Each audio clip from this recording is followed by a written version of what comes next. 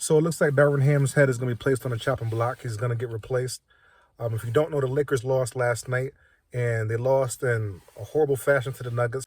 And I want to talk about there's like 2 or 3 names that are floating around who are going to replace him, who could potentially replace Darvin Ham.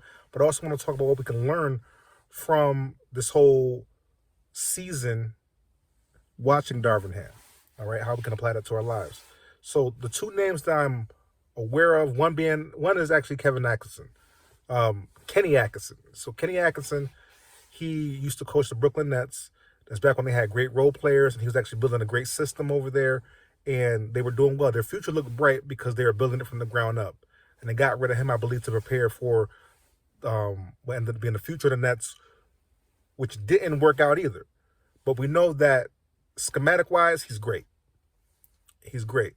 He understands how to place people in the right positions to succeed.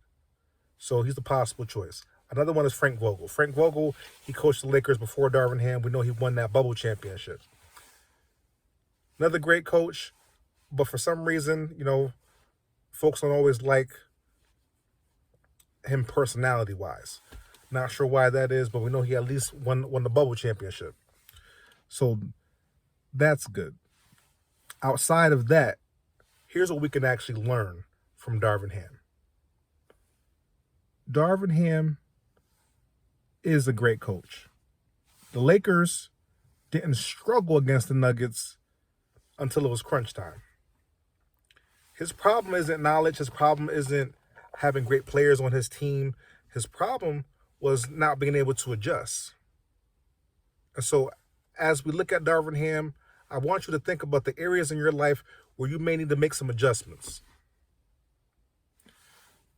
When it comes down to the nitty-gritty, when it comes down to crunch time, when it comes down to what's really important, are you able to adjust, or are you just rolling around and doing the same things over and over again? Are you doing the same old rigmarole? Are you following the same patterns over and over again? Or can you truly adjust? And that's what separates, right? That's what separates the most successful from those who just kind of are good, kind of get somewhere. Success is about taking what you know, the knowledge that you have, and being at the top of your game requires you to be able to use that knowledge and adjust it to different situations.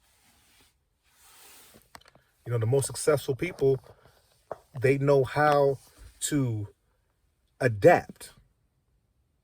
And if we're not adaptable in life, then we see what happens, right? Darvin Ham, he unable to adapt. So now he looks like he's going to lose his job. And, in coaching, he could lose his job, and he could be out of a coaching job for two years or more. We don't know. Sometimes people get kicked out of coaching and they're gone for a good while. We don't know. But we also see another point that I want to highlight is that if you don't control your destiny, right? If you don't try to place yourself in a position where you control your destiny, if you don't try to place yourself and create a job for yourself, right, where nobody can push you out, then you see that when you aren't quite performing to someone else's expectations, all right, you can be removed. You are expendable. You are expendable when you aren't working in something that you've created. And unfortunately, that's what we see in coaching. That's what we see with Darvin Ham. He's in a system where if you make a mistake, if you make a couple of mistakes, you can be gone indefinitely. So that speaks to us looking to building our own. Even if you got to work a job, building something on the side for yourself. Building something that somebody can't remove you from. Building something that somebody can't just kick you out when you make a mistake. Darvin Ham could come back next season and have a great season because he could learn from this mistake. But they're already talking about getting rid of him because of his mistakes. Not even giving him time to learn from this mistake. And that's what happens in our careers every day. Something small could happen, but it's big enough for the powers that be, and they move you right out. You are a pawn on the chessboard. And if you're tired of being a pawn on the chessboard, then you got to create your own. You got to use your gifts that are inside of you. You got to use what you're naturally talented at and begin to build something even small, Even if it's only on a small scale, you got to be able to begin to build something on the side in the event that you get moved out and your head gets placed on a chopping block. Something to think about.